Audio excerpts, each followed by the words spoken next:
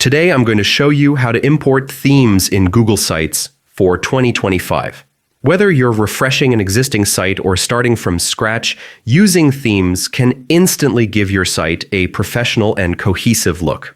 First, log into Google Sites at sites.google.com and open the site you want to customize. On the right-hand sidebar, click the Themes option. This section displays all the theme options available for your site. To import a custom theme, look for the import icon, usually represented by a downward arrow or folder. Click it and a dialog box will open connecting to your Google Drive.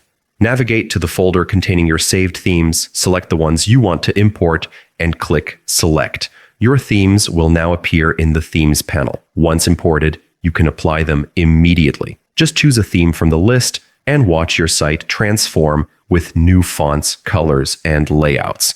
You can further customize each theme to perfectly match your branding by adjusting color schemes and typography settings.